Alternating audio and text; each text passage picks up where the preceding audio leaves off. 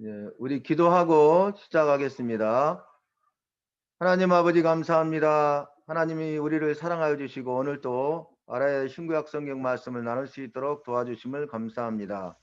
하나님, 우리가 하나님의 말씀을 신구약 성경 66권 1189장의 말씀을 알아가게 하시고 말씀의 삶을 사는 말씀의 사람들 되게 하여 주시옵소서. 예수님의 이름으로 기도하옵나이다. 아멘.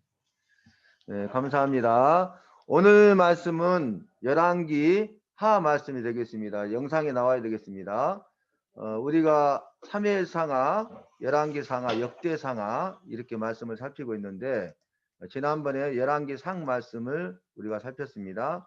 오늘은 열왕기하 말씀을 살피도록 하겠습니다. 열왕기하 말씀은 1장부터 25장까지 말씀이 있습니다. 그래서 그 열왕기하 말씀을 보면 분열왕국, 북이스라엘 멸망, 남유다 멸망에 대해서 말씀하고 있습니다. 지난번에는 이제 통일왕국에서 분열왕국으로, 그래서 이제 남유다와 북이스라엘로 나뉘게 되는 말씀을 우리가 살폈습니다. 오늘은 이제 분열왕국의 역사를 살펴보고 그 다음에 북이스라엘의 멸망과 남유다의 멸망에 대해서 살피게 될 것입니다. 북이스라엘이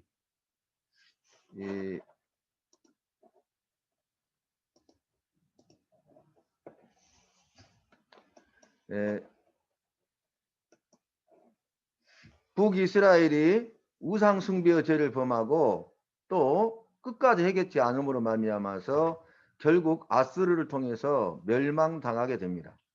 그리고 북이스라엘이 멸망했음에도 불구하고 남유다도 여전히 해결치 아니하고 우상 숭배의 죄를 범함으로 하나님의 말씀대로 바벨론을 통해서 멸망당하게 됩니다. 그래서 우리는 이제 분열왕국의 비극적인 역사를 살펴보면서 북이스라엘의 멸망과 남유다의 멸망을 또 성경을 통해서 세상의 역사를 통해서 볼 수 있게 됩니다. 열왕기하 말씀은 1장부터 25장까지 말씀이 있습니다. 십자가 부분은 1장부터 20장, 그 다음에 지붕 부분은 21장부터 25장까지 말씀이 되겠습니다. 전체 그림은 요약도는 이렇게 되어 있습니다.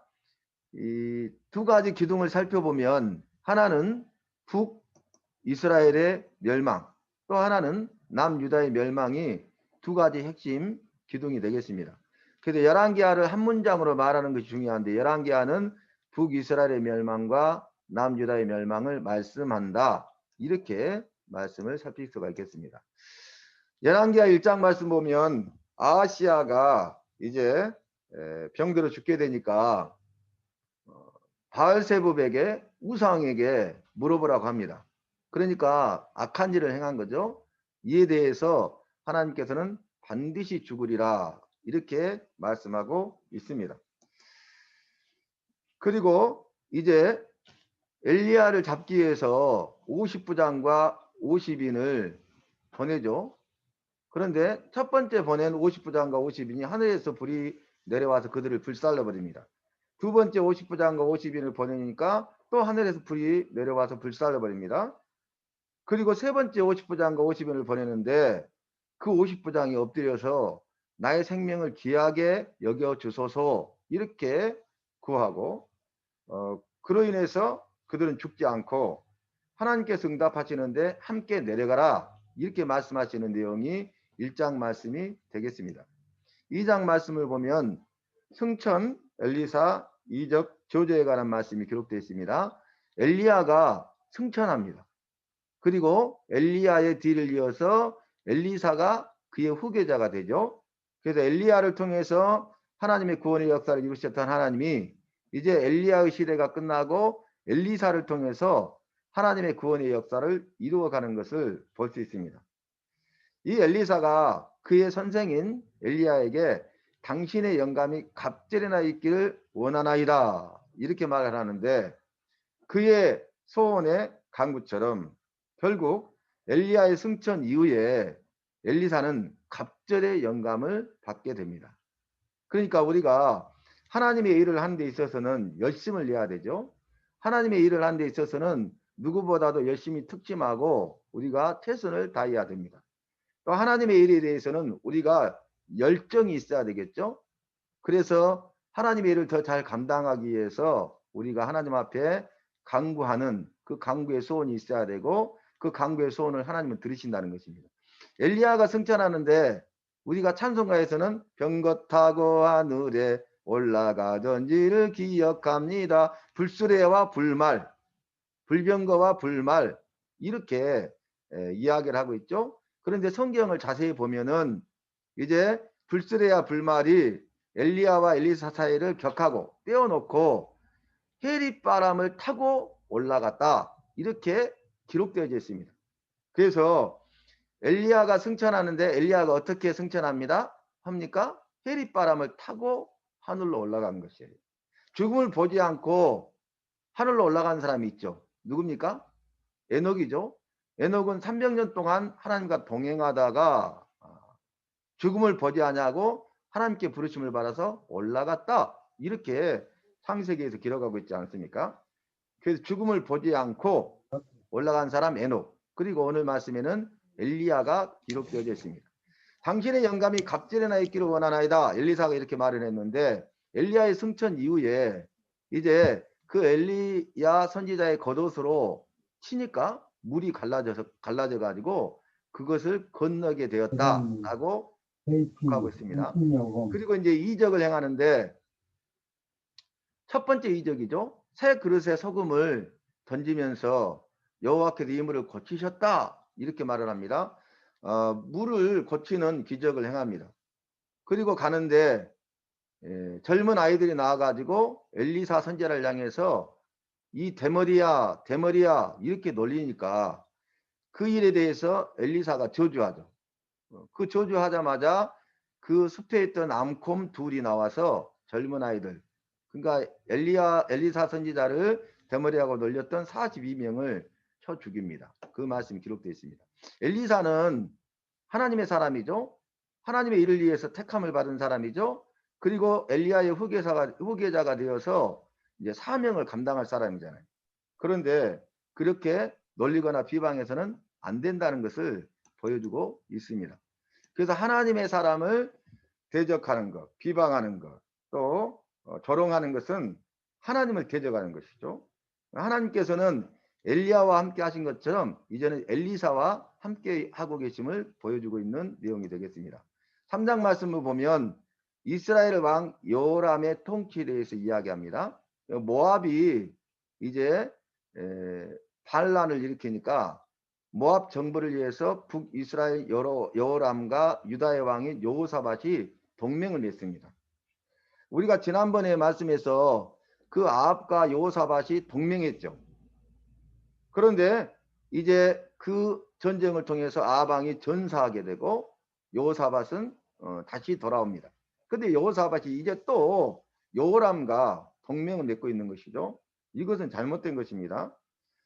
엘리사가 선지자로서 사역을 감당하는데 골짜기에 개천을 많이 팔아 이렇게 하니까 이제 아침에 소재 드릴 때에 물이 흘러나와서 가득하였더라 라는 말씀이 기록되어 있습니다. 물이 없는데 골짜기에 개천을 판들 물이 나오겠습니까? 그런데 하나님의 말씀에 따라 순종했을 때에 하나님의 사람 엘리사의 말씀에 따라 순종했을 때에 그 기적이 일어나는 것을 볼 수 있습니다. 그리고 이제 모압을 물리치고 그 떠나 돌아감에 대해서 말씀하고 있습니다. 그 내용을 한번 살펴보면 3장 17절과 20절을 보면 알 수 있는데 17절에 바람도 보지 못하고 비도 보지 못하되 이 골짜기에 물이 가득하여 너희와 너희 육축과 짐승이 마시리라 이렇게 말씀하세요. 그러니까 엘리사 선지자를 통한 하나님의 말씀이죠. 그래서 이 말씀에 순종해서 개천에 많이 파죠. 골짜기에 개천을 많이 파죠. 그랬더니 20절에 아침에 소재 드릴 때 물이 흘러와서 가득하였더라 라고 기록하고 있습니다. 그러니까 하나님의 말씀에 대해서 믿음으로 순종하는 자에게 하나님은 능력과 기적을 행하시고 믿음으로 순종하는 자가 하나님의 능력과 기적을 체험하는 은혜아복의 주인공이 되는 것입니다. 그래서 그 기적을 통해서 그의 모든 필요와 쓸 것이 채워지는 것을 볼 수 있습니다. 4장 말씀 보면 빈그릇, 수냄 여인, 소생 두 기적에 대해서 말씀하고 있는데, 이제 선지생도의 아내가 있는데 그 선지생도가 죽었어요. 그 아내가 체주, 빚쟁이가 와가지고 두 아들을 종 삼으려고 하니까 하소연해요. 그때 무엇이 있느냐 하니까 집에 한 병 기름만 있습니다 라고 말을 하죠. 그때 엘리사가 하는 말이 뭐냐면, 빈 그릇을 동네 다니면서 빌리되 조금만 빌지 말고, 이 말은 빌릴 수 있을 만큼 많이 될 수 있으면 빌리라는 것이죠. 그리고 빌려오니까 그 모든 그릇에 한 병 기름에 있는 기름을 부어 가득 차게 하고, 또 모든 그릇에 가득 차게 하고, 이에 다른 것이 없다 하니 기름이 그친지라고 기록하고 있습니다. 이제 그것을 팔아서 빚을 갚고 생활하라, 이렇게 말을 하고 있죠. 그래서 한 병 기름만 있었는데 이 한 병 기름으로 빌려온 모든 그릇을 가득 차게 하는 기적을 행합니다. 수냄 여인에 대해서 말씀하고 있는데, 엘리사 선지자가 그곳을 지나갈 때마다 음식을 대접했어요. 그러니까 하나님의 사람, 하나님의 선지자를 대접한 거죠.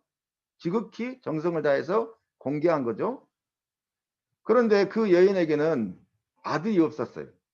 그래서 엘리사가 축복하는데, 이제 여인에게 아들이 있을 것이다, 즉 여인이 아들을 안으리라, 이렇게 말합니다. 그 아들이 없었고 그 남편은 나이가 늙었거든요. 노쇠했거든요. 그런데 그 말씀대로 이루어집니다. 그 태어난 아들이 갑자기 죽어버려요. 그때 엘리사가 하나님 여호와께 기도하고 그 아이에 올라 엎드리니 그 아이가 다시 살아나게 되는 그 소생에 대해서 이야기하고 있습니다. 두 기적을 말씀하고 있는데, 이제 국을 끓였는데 독이 있어서 먹지 못한다고 합니다. 그때 엘리사가 가루를 솥에 던지고 해독하는 기적을 행하고요. 또 하나는 보리떡 20개와 자루에 담은 채소로 100명을 먹이는데 먹고 남으리라, 이렇게 말하고 있는 것을 볼 수 있습니다. 가루에 솥을 던지고 해독해서 국을 먹게 했잖아요. 그래서 주님이 말씀하신 것처럼 뱀을 집을지라도 무슨 덕을 먹을지라도 해하지 않으리라, 이렇게 하신 말씀이죠. 보리떡 20개와 자루에 담은 채소로 100명을 먹이고 남는 사건은 예수님이 행하셨던 오병이어의 기적. 그러니까 오병이어로 5,000명을 먹이고 12바구니를 거두었죠. 또 7병이어의 기적.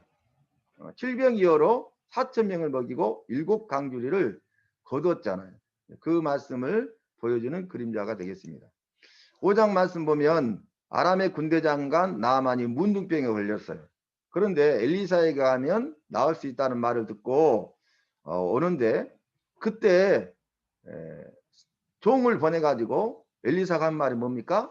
나아만에게 요단강에 몸을 7번 씻어라, 이렇게 말을 하고, 그 말씀에 따라서 순종하고 요단강에 몸을 7번 씻었을 때에 그때 나아만의 문둥병이 고침을 받습니다. 7이라는 숫자는 완전수입니다. 그러니까 그 하나님의 선지자를 통해서 선포된 그 말씀, 하나님의 말씀에 대해서 순종하되 온전하게 순종하면 그때 하나님께서 기적을 행하신다는 말씀입니다. 게하시가 나오는데 엘리사의 산 종입니다. 그런데 이 게하시가 욕심이 생겨가지고 아람으로 돌아가고 있는 나만 장군을 쫓아가서 은 1달란트와 옷 2벌을 요구합니다. 그때 나만은 은 2달란트를 주고 옷 2벌을 줍니다. 이걸 받아가지고 오는데, 그로 말미암아 저주를 받아 게하시가 문둥병자가 되는 말씀이 기록되어져 있습니다. 은 2달란트와 옷 2벌을 받아가지고 감추어뒀어요. 그러나 하나님의 사람 엘리사는 속일 수가 없죠. 하나님을 속일 수가 없죠. 그래서 그 욕심으로 인한 죄 때문에 결국 문둥병에 걸리게 되는 것을 볼 수 있습니다. 이건 죄의 결과죠. 6장 말씀 보면 도끼가 자루에 빠져 물에 떨어져 버리니까 이제 엘리사가 나뭇가지를 가져다가 집어넣어서 도끼가 다시 떠오르는 그런 기적을 행합니다. 그 다음에 아람 왕이 이스라엘을 치고자 하는데 엘리사가 그것을 알고 방하게 하잖아요. 그래서 그 일이 어찌된 일이냐라고 물었을 때에 하나님의 사람 엘리사 때문입니다 라는 보고를 받게 되고 아람 왕이 엘리사를 잡으려고 합니다. 그 말씀이 기록되어 있고요. 그 아람 왕의 손으로부터 하나님께서 엘리사를 보호하시는 말씀이 기록되어 있는데, 자, 그의 사안이 두려워해요. 왜냐하면 아람의 군대가 에워쌌거든요. 그리고 많은 병거가 있었잖아요. 그때 엘리사가 하는 말이 뭐냐면 우리와 함께한 자가 더 많다 이렇게 하면서 하나님이여 종의 눈을 열어 보게 하소서 하매 그 종이 눈이 열려서 보니까 불말과 불병거가 가득하는 것을 보았어요. 그리고 나서 이제 또 엘리사가 기도하는데 아람 군대의 눈을 멀게 하소서 보이지 않게 하소서 하니까 그들의 눈이 보이지 않습니다. 그 말씀이 기록되어 있는 것이죠. 그 다음에 재앙에 대해서 말씀하는데 아람 왕 베나닷이 사마리아 성을 에워싸니 라는 말씀이 기록되어 있어요. 그래서 성이 포위당하다 보니까 거기에 갇혀 있잖아요. 그래서 재앙이 임하게 되는데 극심한 기근 가운데 있게 됩니다. 그 말씀이 6장 28절에 기록되어 있는데 여인들이 말을 하죠. 여인이 내 아들을 내라. 우리가 오늘 먹고 내일은 내 아들을 먹자. 이 북한에서도 고난의 행군, 극심한 기근 가운데 있을 때, 그러니까 하나님께서 이제 홍수로 치시고 가뭄으로 치셨잖아요. 그래서 극심한 기근 가운데 있을 때에 이런 이야기들이 나왔잖아요. 오늘은 네 아들을 잡아먹고 내일은 내 아들을 잡아먹자. 이러한 비참한 상황에 이르게 된 것입니다. 7장 말씀 보면 엘리사가 이제 기근이 회복될 것을 예언하는 회복의 말씀이 기록되어 있고 구원에 대해서 기록하고 있는데 주께서 아람 군대로 병거 소리와 말소리와 큰 군대의 소리를 듣게 하셨으므로 그들이 진을 잇는 모든 것을 버리고 도망하였다라고 기록되어 있습니다. 그러니까 이제 성이 포위되어서 기근 가운데 죽게 되었는데 4명의 문둥병자가 굶어 죽으나 또 나가서 죽으나 마찬가지다 이렇게 생각하면서 성 밖으로 갔는데 이 아람 군대가 다 사라져버리고 모든 것들이 남아있는 거예요. 그래서 그 기쁜 소식을 성에 전해주죠. 그 내용이 주님께서 이 모든 일을 하셨다는 거죠. 그래서 그들이 병거 소리와 말소리와 큰 군대의 소리를 듣고 크게 두려워하여 진과 진에 있는 모든 것을 버리고 도망하게 되는 것을 보게 됩니다. 8장 말씀 보면 이제 엘리사가 수넴 여인에게 이 땅에 7년 기근이 있을 것이니 너는 떠나라 이렇게 하니까 블레셋 땅으로 떠납니다. 수넴 여인은 하나님의 사람 엘리사의 말에 믿고 순종하는 걸 볼 수 있죠. 그리고 7년이 지난 후에 다시 돌아와서 자기의 소유를 다시 찾게 되는 말씀이 기록되어 있습니다. 그리고 이제 하사엘을 보면서 째려봐요. 그러면서 하는 말이 뭐냐면은 하나님께서 네가 아람 왕이 될 것을 알게 하셨다. 하사엘이 아람의 왕이 되고 하사엘이 나중에 이스라엘 사람들을 핍박하게 될 것을 알고 이렇게 한 것입니다. 나중에 그 내용을 보면 알 수 있습니다. 유다의 왕 여호람의 통치와 유다의 왕 아하시아의 통치에 대해서 말씀하고 있습니다. 9장 말씀 보면 반란 죽음에 대해서 말씀하는데 예후가 반란을 일으킵니다. 그래서 하나님께서 예언의 말씀을 주셨죠. 아합의 죄로 말미암아서 아합의 집을 하나님께서 다 멸망시키리라 예언하셨는데 그 예언의 말씀이 예후를 통해서 이루어집니다. 예후가 반란을 일으키는데 그 이유가 뭐라고요? 아합의 집을 치라 라는 것이죠. 그래서 그 반란을 통해서 요람이 죽고요. 또 유다왕 아하시아가 죽고 그리고 아합의 악한 왕비 이세벨이 죽게 됨으로써 아합의 집이 완전히 멸망당하는 것을 볼 수 있습니다. 그러니까 예후가 반란을 일으켜서 이 일을 행했지만 이렇게 된 것은 전에 하나님께서 아합의 죄에 대해서 말씀하시기를 아합의 집이 멸망당할 것을 미리 예언하셨잖아요. 그 하신 예언의 말씀이 하나님이 정하신 때가 되니까 예후의 반란을 통해서 이루어진 것입니다. 그래서 하나님이 말씀하시는 예언은 반드시 이루어지는 성취의 사건이 되는 것입니다. 그래서 우리가 하나님의 말씀을 살필 때에 예언과 성취의 관점에서 하나님의 말씀을 살피면 좋겠습니다. 10장 말씀 보면 멸족, 개역, 침입에 대해서 말씀하는데 아합의 집이 예후를 통해서 완전히 멸망당하게 되죠. 아합의 아들 70명을 쳐 죽입니다. 그리고 예후가 개혁을 일으키는데 바알 숭배하는 선지자와 바알을 숭배하는 제사장을 다 제거합니다. 그러나 예후가 이런 일을 했지만 여전히 그도 여로보암의 죄에서는 떠나지 않음으로 말미암아서 결국 아람의 왕이 된 하사엘이 침입하게 되고 죽게 되는 것을 기록하고 있습니다. 여러분, 북이스라엘은 여로보암이 창건했잖아요. 그리고 남유다는 솔로몬의 아들 르호보암을 통해서 남유다와 북이스라엘 역사가 진행되죠. 그런데 북이스라엘 역사는 왕들이 대부분 반복구가 무엇입니까? 그가 여로보암의 악한 길로 행하였더라. 여로보암의 악한 길, 그게 뭡니까? 우상 숭배죠. 금송아지 둘을 만들어서 베델과 단에 두고 이 금송아지가 하나님이다 라고 말하죠.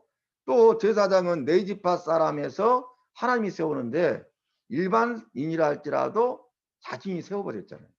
그래서 악한 죄를 범하고 결국 그 여로보암의 죄, 우상숭배의 죄와 우상숭배와 함께 따라다니는 게 뭐라겠습니까? 성적인 타락이죠. 우상숭배와 성적의 타락의 길로 행했다는 것. 그래서 결국 그 죄에 대해서 끝까지 해결치 아니하므로 하나님께서 아스를 통해서 멸망당할 것을 말씀하셨음에도 불구하고 해결치 아니하므로 아스를 통하여서 주전 722년에 역사적으로 북이스라엘이 멸망당하게 되는 것입니다. 11장 말씀 보면 아하시아가 죽으니까 아하시아의 모친 어머니 아달랴가 왕자들을 다 죽여버려요. 왕의 씨를 진멸합니다. 자기가 왕이 되고자 이런 악한 일을 한 것입니다. 이세벨보다 어떻게 보면 더 악한 여자가 아달랴입니다. 그런데 그 진멸하는 와중에 요아스를 살려가지고 여호와의 전에 6년 동안 숨겨둬요. 아달랴는 그걸 모르죠. 그리고 아달랴가 왕이 되어서 6년 동안 통치합니다. 그러니까 아달랴의 승리로 보이죠. 그러나 이 아달랴는 지금 누가 지금 배후에서 조종하고 있는 것입니까? 사단이 조종하고 있는 것이죠. 그러나 승리는 사단이 승리하는 것이 아니라 하나님이 승리하시고 하나님의 말씀이 승리하는 것입니다. 그래서 결국 여호와의 전에 요아스를 6년 동안 숨겨두는데 7년 되던 해에 제사장 여호야다가 이 요아스가 살아있다 말하고 기름을 부어 왕을 삼고 아달랴를 쳐 죽입니다. 이렇게 된 이유는 무엇입니까? 진멸해 버렸다면 이제 다윗의 자손으로 구원자신 예수님이 오실 수가 없잖아요. 이게 사단의 역사인 것이죠. 그런데 하나님께서 다윗의 등불을 끄지 아니하셨다 이렇게 말씀하셨어요. 꺼져가는 심지를 끄지 않으신 거죠. 살려두신 것이죠. 하나님의 구원의 역사를 이루시는 것이죠. 여자의 후손을 통해서 구원자가 오실 것이고 다윗의 자손으로 오실 것을 말씀하셨는데 하나님이 그 약속의 말씀을 이루어 주신 것입니다. 풍전등하의 위기 가운데 있었지만 하나님께서는 말씀하시고 하신 말씀을 이루시는 하나님이신 줄로 믿습니다. 그래서 결국 이제 요아스가 왕이 됩니다. 요아스가 왕이 된 것은 다윗 왕권이 회복되는 거죠. 다윗의 통치는 특징이 무엇이었습니까? 신정통치죠. 하나님이 다스리는 거예요. 하나님의 다스림을 받아서 이스라엘 백성들을 다스리는 것이죠. 신정통치. 그래서 다윗 왕권을 회복하고 신정통치를 회복한 사건이 요아스가 왕이 되어 통치하는 말씀이 되겠습니다. 이 말씀은 또한 다윗 언약을 통해서 하신 말씀을 이루시는 것이죠. 다윗 언약의 세 가지 특징이 무엇입니까? 내가 집을 세우고 나라를 세우고 네 왕위를 영원히 경고케 하리라 라고 말씀하셨잖아요. 그래서 하나님께서 집을 세우고 나라를 세우고 이 위기 가운데 지켜주신 것이죠. 그리고 네 위를 영원히 경고케 하리라. 다윗의 자손으로 예수님이 오심으로 영원한 왕으로 오신 예수님을 통해서 그 왕권이 영원한 왕권이 되게 하신 것입니다. 12장 말씀 보면 여호야다는 제사장이죠. 이제 11장에 요아스가 왕이 되어서 통치 다스리는데 제사장 여호야다의 교훈을 받을 동안에는 정직히 행하였으나 라고 기록하고 있어요. 근데 여호야다가 죽으니까 이제 그 길에서 떠납니다. 그래서 하나님의 사람이 옆에 있어서 하나님의 말씀을 가르치고 전해주는 것이 얼마나 중요한가를 보여줘요. 그 다음에 성전을 중건하는데 하나님의 전이 퇴락한 것을 수리하는 일을 합니다. 그리고 이 하사엘이 아람의 왕이 됐는데 티밋에 오죠. 이 일을 통해서 이 요아스가 신복들의 모반을 받아서 죽임을 당하는 말씀이 12장이 되겠습니다. 13장 말씀을 보면 북이스라엘 왕 요아스의 통치와 북이스라엘 왕 요아스의 통치. 그러니까 요아스가 동명이인이죠, 왕이. 여기에서는 북이스라엘 왕이 되겠습니다. 예언을 하는데 이제 아람에게서 3번 승리할 것을 예언합니다. 그 예언을 한 다음에 엘리사가 죽어요. 그런데 죽기 전에 아람에게 3번 승리할 것을 예언한 대로 엘리사의 예언이 이루어져서 3번 승리하는 말씀이 기록되어져 있습니다. 그러니까 하나님의 말씀은 반드시 이루어지고 하나님의 종을 통해서 선포된 말씀은 반드시 이루어진다는 거예요. 그래서 저와 여러분은 하나님의 말씀을 믿고 그 말씀에 대해서 명령에 대해서 믿고 순종하는 삶을 살아야 하는 것입니다. 유다 왕인 아마사의 선정에 대해서 말해요. 그리고 이 아마사와 북이스라엘의 요아스의 전쟁에 대해서 이야기하고 있습니다. 그 다음에 여로보암 2세가 나오는데 북이스라엘 왕이죠. 이때 북이스라엘 역사상 가장 번성했던 때가 여로보암 2세. 그런데 번성했음에도 불구하고 여로보암은 여호와 보시기에 악을 행했고 여로보암의 길로 여로보암의 악한 길로 행하였더라. 이렇게 성경은 기록하고 있습니다. 그러니까 세상에 부귀영화 명예 권세가 중요한 것 아닙니다. 번성이 중요한 것이 아닙니다. 우리가 여호와 보시기에 악을 행하면 안 되고 하나님의 말씀에 따라 정직히 행하시기를 바랍니다. 15장 말씀 보면 유다 왕 아사라의 통치에 대해서 말하고 이제 북이스라엘의 혼란의 시대가 도래합니다. 북이스라엘이 혼란에 빠지게 되는데 이제 스가라가 왕이 되고 또 모반에서 살룸이 왕이 되고 분이엠의 왕이 되고 부가이아가 왕이 되고 베가가 왕이 되고 호세아가 왕이 돼요. 이게 이제 구테타가 일어나는 거죠. 반란이 일어나는 거죠. 피해 역사가 기록되어 있습니다. 무엇 때문입니까? 죄 때문이죠. 무슨 죄입니까? 여로보암의 악한 길로 행한 것입니다. 여로보암의 악한 길이 무엇입니까? 우상 숭배와 성적인 타락입니다. 유다의 왕 요담이 기록되어 있는데 정직히 행하였어요. 그러나 산당을 제하지 않으므로 남유다 사람들이 우상 숭배의 죄를 범하게 합니다. 16장 유다 왕의 악정을 말하는데 아하스에 대해서 기록하고 있죠. 이 아하스는 자신의 아들을 우상에게 제물로 드리는 악한 왕이에요. 이 일을 통해서 아람과 북이스라엘이 침입해 옵니다. 그리고 아스루의 도움을 받아서 아람과 북이스라엘의 연합군을 물리친 아하스가 이제 아스루를 의지해요. 그래서 아스루의 우상 제단을 그대로 하나님께 제사 드리는 성전 마당에 세우고 제사를 지내기는 악한 일을 행합니다. 이것이 하나님 보시기에 악한 가증한 죄죠. 얼마나 악한가를 보여주고 있습니다. 17장은 호세아에 대해서 말하는데 여호와 보시기에 악을 행하였다라고 말하죠. 그 다음에 이제 그 북이스라엘의 멸망의 원인을 기록하고 있는데 우상 숭배다. 우상 숭배는 뭐가 따라간다겠습니까? 성적인 타락이죠. 그러니까 멸망의 원인은 우상 숭배와 성적인 타락입니다. 그 다음에 이 일을 통해서 하나님께서 유다에게 경고하죠. 북이스라엘이 아스르를 통해서 멸망당하잖아요. 그 일 이후에 유다에게도 하나님이 경고하시는데 유다도 명령을 지키지 않고 이스라엘 사람이 세운 율례를 행하였으므로 그러니까 북이스라엘의 악한 것을 본받아서 그들도 우상 숭배의 죄를 범하고 있었다는 거예요. 그 다음에 혼합에 대해서 말하는데 아스르가 북이스라엘을 멸망시킨 다음에 그 모든 이방인들을 그 북이스라엘로 이주시키죠. 그래서 이스라엘 사람들과 이제 혼혈이 되게 만듭니다. 그래서 사마리아 사람이 나오는 거죠. 그러나 그들은 이전 풍속대로 행하고 죄를 해결치 아니하고 하나님의 말씀을 듣지 아니하였다라고 기록되어 있습니다. 물 갖다 주세요. 히스기야가 왕이 되자 정직히 행하고 산당과 우상을 제거하고 아스르를 배척하고 독자적인 예고를 합니다. 이것이 히스기야의 업적이죠. 그런데 이제 그 교훈에 대해서 말하는데 북이스라엘의 멸망을 통해서 교훈하시죠. 이 일 후에 히스기야가 믿음으로 행하니까 아스르가 침입해 옵니다. 아스르의 1차 침입, 아스르의 2차 침입. 두 번이나 침입하죠. 그러면서 그 아스르 왕의 친복인 납사게가 하는 말이 무엇입니까? 이스라엘 백성들아 속지 말라. 여호와께서 너희를 건져내지 못하리라. 그러므로 항복하라. 이런 악한 말을 합니다.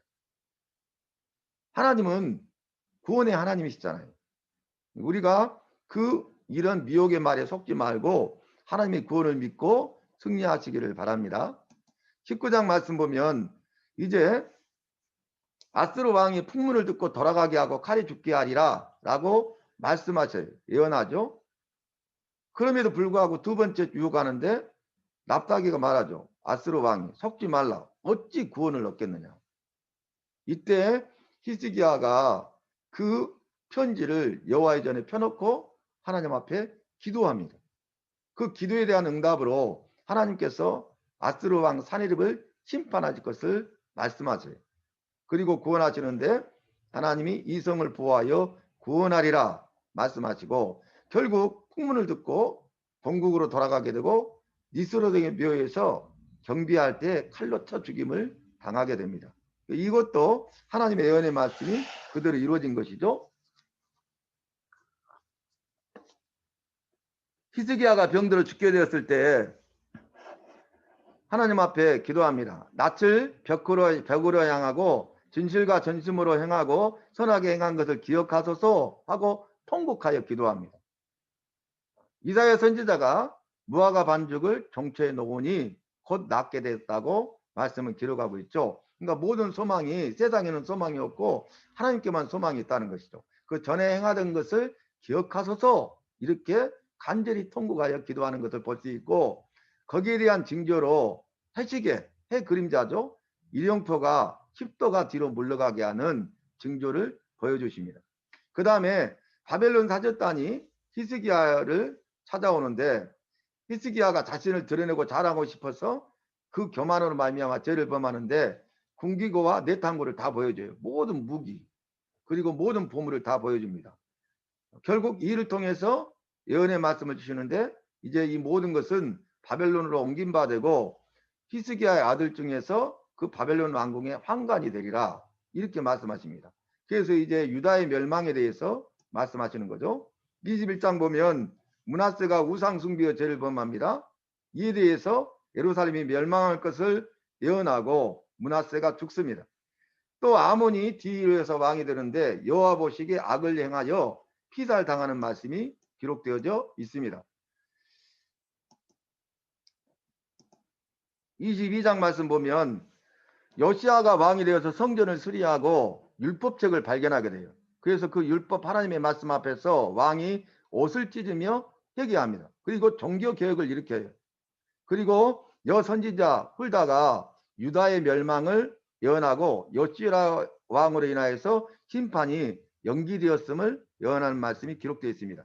23장 말씀 보면 요시야가 언약책의 말씀을 읽어 들리고 언약을 세우고 언약의 말씀을 이루게 하리라 하니까 백성들이 다 언약을 좇기로 결단합니다. 이게 종교 개혁입니다.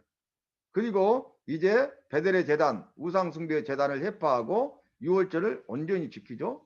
이 종교 개혁에 대한 평가가 기록되어 있는데 모든 율법, 하나님의 말씀을 온전히 준행한 왕은 이전에도 이후에도 없었더라 라고 말씀하고 있습니다.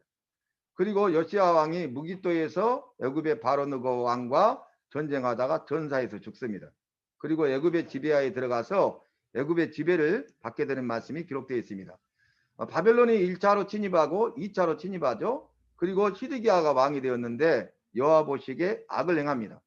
그리고 이제 바벨론 3차 침입을 통해서 유다가 멸망당하게 됩니다. 그래서 성전과 왕궁이 불사름을 당하고요. 그 다음에 유다의 주도자들이 죽임을 당하고 포로로 끌려갑니다.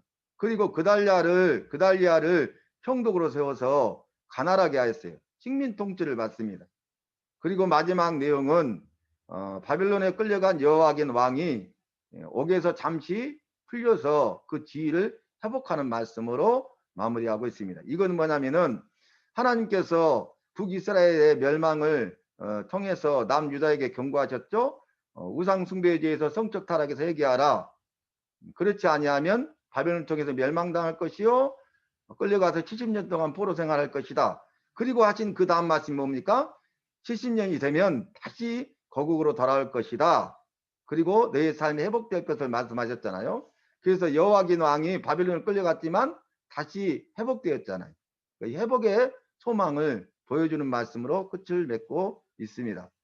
자, 오늘 말씀을 통해서 우리가 기억해야 될 것은 두 가지 기둥을 세웠죠. 하나가 뭡니까? 북이스라엘의 멸망.